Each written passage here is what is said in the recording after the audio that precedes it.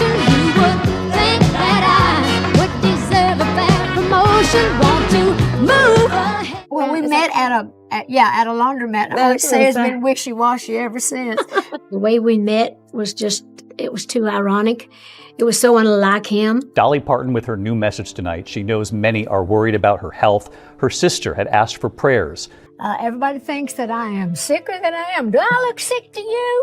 Dolly Parton has spent a lifetime turning other people's pain into songs that heal. Tonight, the worry is about her.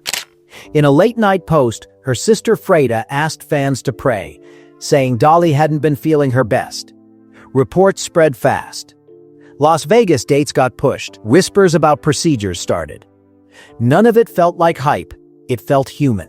The woman who carried millions through breakups, funerals, and quiet nights alone might be facing her toughest chapter yet. She's 79. She's still working. She still jokes. But even legends slow down. The question is simple and heavy. Can the voice that lifted everyone else find its strength again? This isn't a tabloid story. It's a real one about faith, family, and what it costs to keep showing up. If her songs ever held you together, this is the moment to hold her back. Leave a prayer. Leave a memory. Because what she's walking through now didn't start on a stage, and it won't end there either. If you want to hear the full story of how Dolly became the legend she is today, hit that like button and subscribe so you don't miss what happens next. Long before the lights of Las Vegas or the glitter of Nashville ever touched her, Dolly Parton came from a world so small and humble it could barely imagine her future. She was born on January 19, 1946, in Sevier County, Tennessee. A child of the Smoky Mountains raised in a one-room cabin with no electricity, no plumbing, and more siblings than she could count on both hands.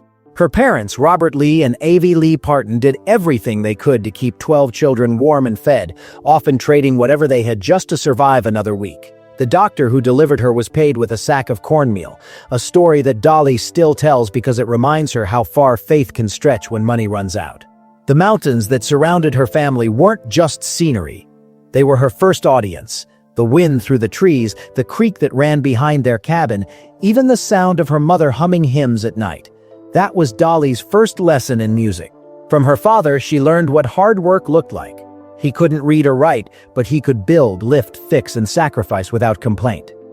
From her mother, she learned tenderness and how to make beauty out of nothing. Avie Lee could sew a dress from old scraps or turn hunger into laughter with just a story and a song. That strength became Dolly's foundation. By 6, she was already rocking babies, fetching water from the creek, and stirring beans on a wood stove that barely kept the chill out. Her family was poor, but they were rich in what mattered: love, faith, and imagination. Still, childhood wasn't easy. Dolly lost her baby brother Larry when she was 9 years old. The family buried him in a small patch of land behind their home with no headstone, just a wooden marker.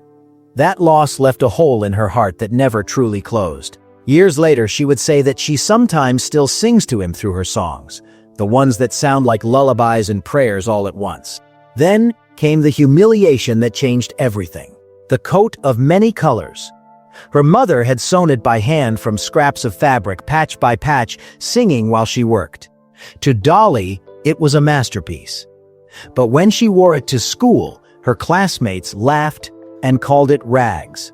She walked home through the snow with her head high and tears freezing on her cheeks, determined to never let shame define her again. That pain turned into a song decades later. One of her most loved, one that carried the same message she learned that day. That love and pride can turn the poorest rags into something beautiful. Even as a child, she was already transforming her pain into art. Every night she would sing to herself before bed, not to be famous, but to feel less alone. Her voice was her escape, her way of surviving winters that bit through the cabin walls and summers where the river was their only bath. By 10, she was singing anywhere someone would let her. In church, on the radio, at school, on front porches, and in every note was the same truth she carried from those mountains. You don't need much to shine. All you need is faith, fire, and a reason to keep going. By the time Dolly turned 13, that reason to keep going had turned into something bigger than survival. It was purpose. Her uncle Bill Owens recognized early that her voice was unlike anything they'd ever heard in those hills. Together they started chasing radio towers and open doors all over Tennessee, carrying little more than a battered guitar, a notebook full of songs, and a dream too loud for the mountains to contain. They'd drive through the night, singing in tiny roadside stations, sometimes sleeping in the car when they couldn't afford a room. Those early years weren't glamorous. They were grit, sweat, and sheer belief.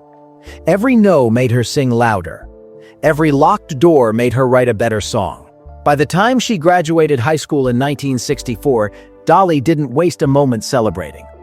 She packed a cardboard suitcase, kissed her mother goodbye, and boarded a Greyhound bus for Nashville with $20 in her pocket. "I'll make it," she told herself quietly, "or I won't come back at all." Nashville in the 1960s was a city built on dreams and heartbreak in equal measure. For a young girl with a thick mountain accent and hand-me-down clothes, it wasn't welcoming. Producers called her voice too country. Some said she'd never make it because she didn't fit the polished image they wanted. But rejection only sharpened her. She worked odd jobs, sang in bars where the crowd barely looked up, and wrote at night by candlelight when the electricity was cut. Her first recording deal with Monument Records in 1965 came with strings attached. They wanted her to sound pop, not country. The label gave her bubblegum songs like Happy Happy Birthday Baby and told her to smile bigger, but every note felt false, every lyric borrowed. "I felt like I was wearing somebody else's skin." She would later admit, when those singles flopped, most thought that was the end of her story. But for Dolly, it was just the beginning. Her uncle encouraged her to keep writing, and together they crafted a song called Put It Off Until Tomorrow. They offered it to another artist, Bill Phillips, who recorded it, and it became a #1 country hit. Suddenly, the same people who said she'd never make it wanted to know who wrote that song. That success opened the right doors at last. By 1967, Dolly had signed a new deal and released her debut album, Hello, I'm Dolly. It wasn't just a title, it was a declaration. The album blended everything she was told to hide: the mountain twang, the heartbreak, the honesty. Critics finally paid attention. Nashville's biggest stars took notice. That same year, she joined the Porter Wagoner Show, a move that would change her life forever. For the first time, her voice reached living rooms across America. But behind the smiles and sequins, Dolly already felt the weight of expectation. Fame came fast and heavy. She was grateful, but something inside her whispered that she was being shaped into someone else's version of success again. The little girl who once sang to the trees in Tennessee still lived inside her, and she was ready to fight for her own sound. The next few years would test her faith, her patience, and her heart in ways she could never imagine. Because in Nashville, every dream comes with a price, and Dolly was about to find out what hers would cost. When Dolly joined the Porter Wagoner Show in 1967, it was supposed to be her big break, and in many ways, it was. Porter Wagoner was already a major name in country music, a showman with bright suits, slick hair, and a loyal audience. He brought Dolly in as his new duet partner, and from the first time they sang together, the chemistry was undeniable. Their voices blended like they were meant to meet, hers soft but strong, his steady and showy. The nation fell in love with the pair, and almost overnight, Dolly Parton became a household name. Week after week, her songs filled living rooms across America, her smile lighting up black and white screens. But behind that perfect picture, tension was quietly building. Porter saw Dolly as his discovery, his protege. To him, she belonged in his show, in his world. But Dolly, always humble yet fiercely independent, knew she had her own songs to sing. She wanted to write, to record, to step out from the duet shadow, and that desire clashed hard with Porter's pride. For years, their relationship swung between affection and frustration. Porter loved her talent, but hated the thought of losing her. Dolly admired his mentorship, but felt the cage tightening. Every time she wrote something personal, he'd ask for something lighter. Every time she mentioned going solo, he'd remind her how much she owed him. "You'll never find another platform like this," he'd say, and she knew he was right. But she also knew she couldn't breathe under someone else's name forever. It was a strange love story, not romantic, but deeply emotional. They cared for each other, yet both knew the partnership couldn't last. By 1973, after 7 long years, the strain became too much. Dolly decided to leave the show, and rather than arguing, she wrote her goodbye in the only way she knew how: through song. That song was "I Will Always Love You." What the world would later call one of the most beautiful love songs ever written was actually a farewell letter from a woman saying thank you and goodbye to the man who gave her a start, but could no longer hold her back. When she first played it for Porter, he broke down in tears. "It's the best song you've ever written," he told her. And then he let her go. When it hit the airwaves, it soared. A hit that crossed from the heart of country music into something universal. People heard it as a love song, but for Dolly, it was freedom wrapped in grace. That same year, she released Jolene, a song so haunting and simple it became an instant classic. 2 songs, 2 sides of the same woman. One forgiving, one pleading. Both unstoppable. Still, the years that followed weren't easy. Stepping away from Porter meant stepping into a spotlight all alone. She faced whispers that she couldn't make it without him, rumors that she was too pretty to be taken seriously as a songwriter. Nashville's old guard doubted her, but Dolly didn't flinch. She wrote, recorded, and worked harder than ever. Behind that glittering smile was a woman rebuilding herself note by note. She had learned that even love and loyalty could hold you back if you weren't careful. So she walked away not with anger, but with gratitude, and a promise that she would never let anyone else define her again. What no one knew then was that this chapter of her life, painful as it was, would set the stage for her greatest transformation yet. From rising star to unstoppable icon, freedom came with a cost, and Dolly felt it almost immediately. Once she stepped out from Porter Wagoner's shadow, the world expected her to fail. She was a woman alone in an industry still run by men who thought beauty couldn't coexist with brilliance. But instead of proving them wrong with anger, she did it with songs. In the mid-1970s, she poured her heart into music that sounded both brand new and timeless. Her lyrics grew sharper, her melodies more daring.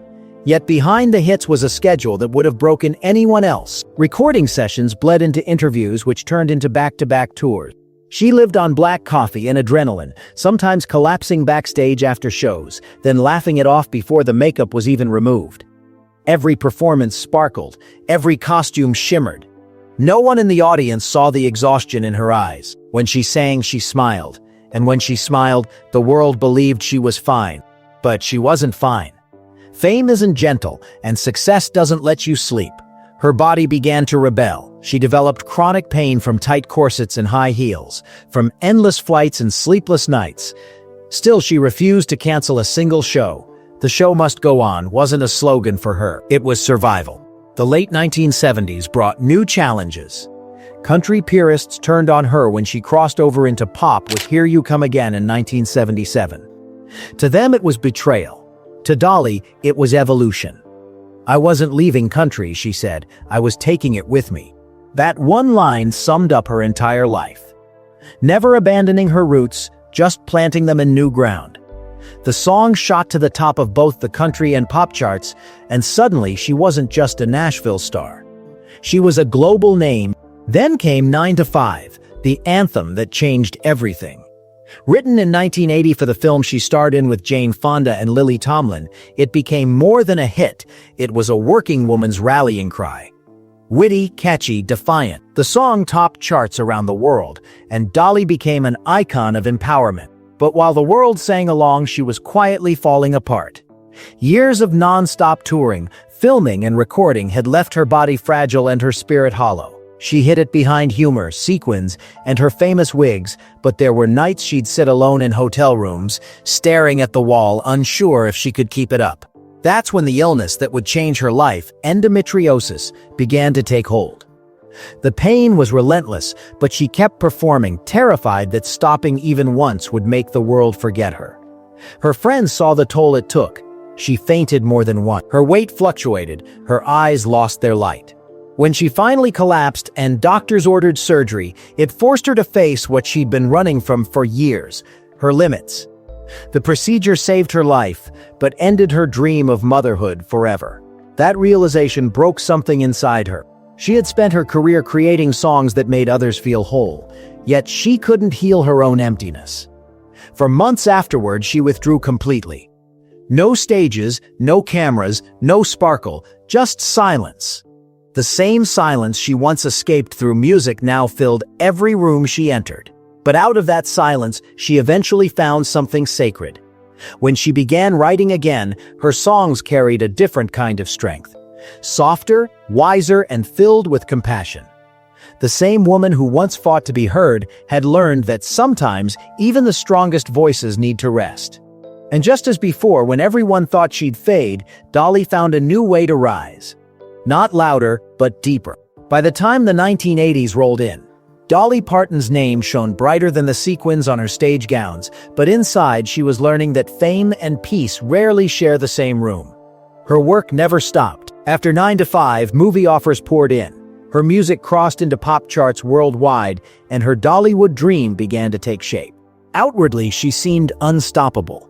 Laughing through interviews, signing autographs, flashing that trademark smile that could melt even the toughest critics. But behind the sparkle was a woman running on fumes. Her body ached from years of performance, her voice strained under the endless demands, and her mind wrestled with loneliness that fame couldn't touch. Even surrounded by fans, Dolly often felt alone. Nights on the tour bus stretched into silence, and mornings began with painkillers and prayers. Her illness, endometriosis, was more than physical. It stole her energy, her sleep, and eventually, her dream of motherhood. When she underwent surgery that ended her ability to have children, it left a scar deeper than any the public could see. She described that time as the darkest season of her life. For a woman whose songs had always been her therapy, even music stopped offering comfort. There were days she didn't pick up her guitar at all. The walls of her Nashville home felt quieter than ever. She'd look at the rooms she once imagined filled with leather and instead hear only the hum of the refrigerator. Those close to her said she was disappearing, still smiling for the cameras, but fading when they turned off. She later admitted that she came close to giving up entirely, but something small and pure saved her. Her little dog, Popeye. "He needed me," she once said, "and I realized I wasn't done yet." That realization became her turning point. Dolly found her way back through faith, therapy, and songwriting. Slowly, she began to heal by doing what she had always done, giving love away. In 1995, she founded the Imagination Library, sending free books to children across the country. At first, it was a small project meant to honor her father who couldn't read. But it grew into something extraordinary. Over 200 million books later, it's one of the largest literacy programs in the world. "If I couldn't have my own children," she said softly, "I could help raise everyone's." The program became a living extension of the heart she thought she'd lost. Through it, she rediscovered purpose, proof that love doesn't end just because dreams change. Yet, the pain never fully disappeared. It lived quietly inside her, resurfacing in unexpected moments. A lullaby in a commercial, a baby crying in an airport, a child running past her at Dollywood. In those moments, her eyes would soften, her smile would tremble, and the woman who gave the world "I will always love you" would be reminded of the lullabies she never got to sing. But true to who she was, she didn't let grief define her. She turned it into light. Every song, every act of kindness, every book mailed to a child became her way of mothering the world.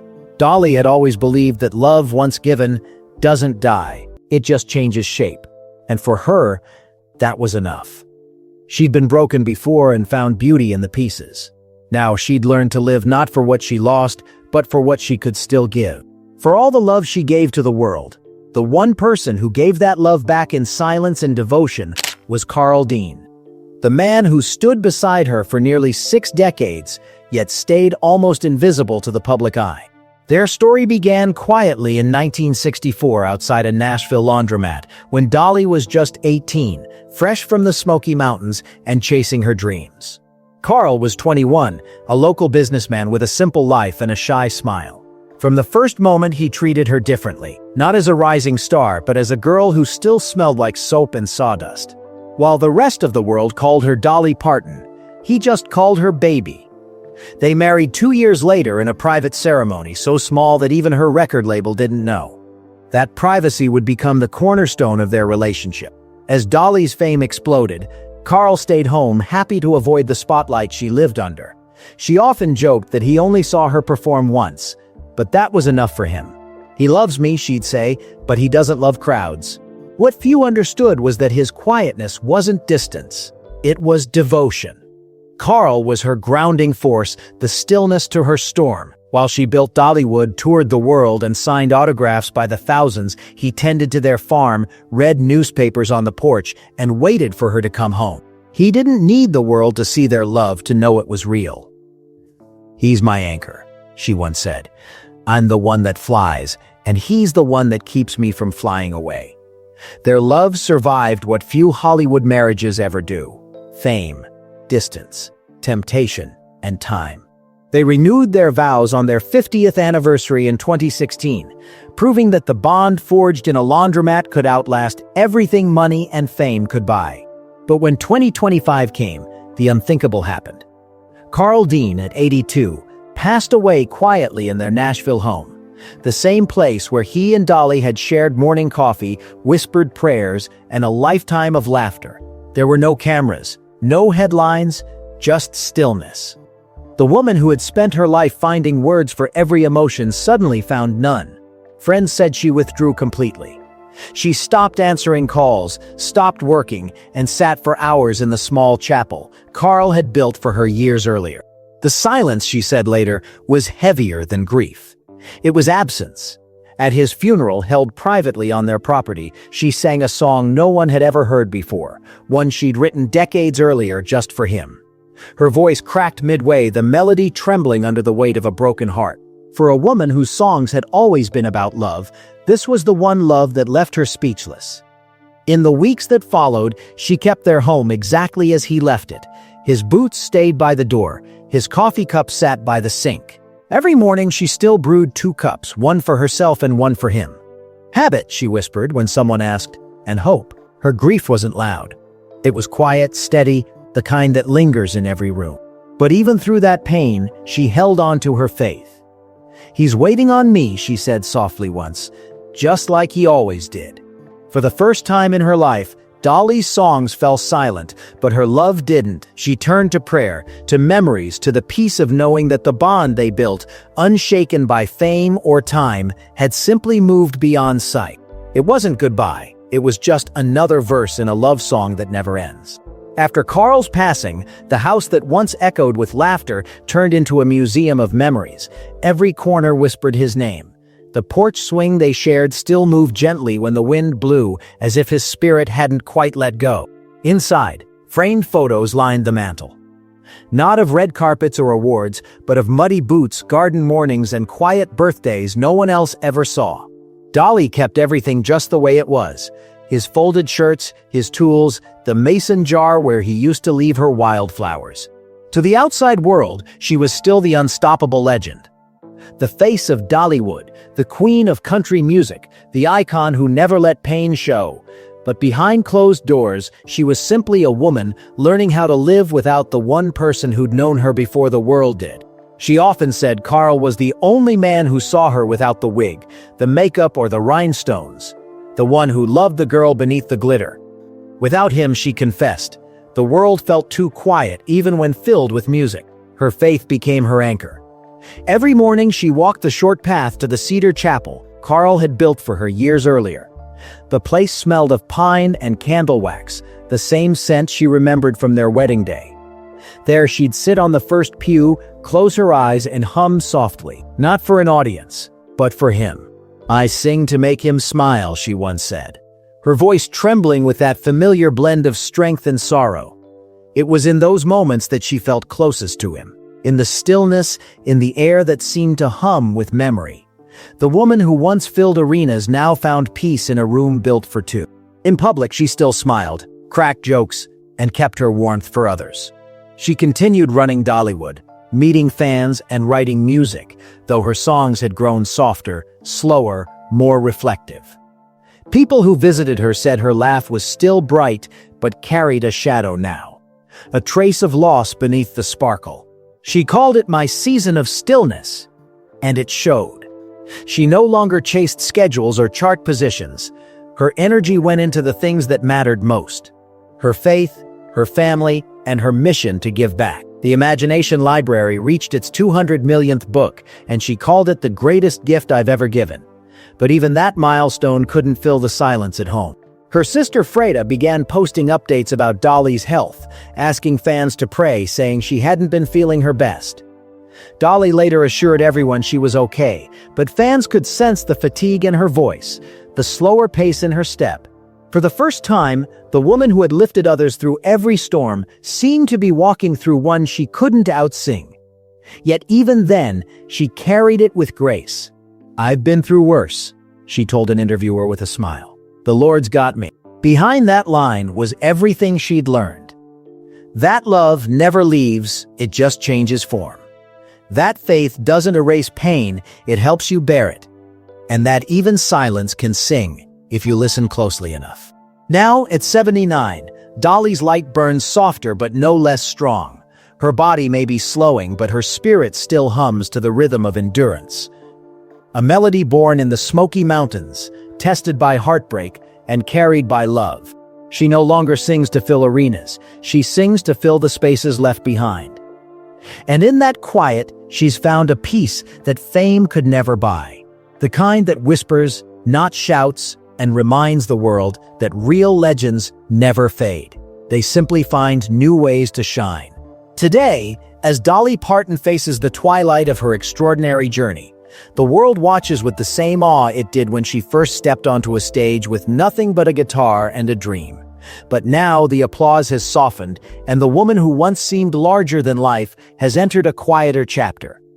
One filled with reflection, faith, and the tender acceptance that even stars must rest. At 79, her body has slowed, but her heart hasn't. Her days begin before dawn, as they always have. She still brews 2 cups of coffee, one for herself, one for the man she still talks to in prayer. In her Nashville home, the air feels sacred, thick with memories and melodies that refuse to fade. Some mornings she sits by the window with her notepad, jotting down lyrics that drift between prayer and poetry. They aren't written for charts anymore. They're written for peace. Fans around the world recently learned of her postponed Las Vegas shows, and worry spread fast. Her sister Freda's late-night message asking for prayers became a global call for love.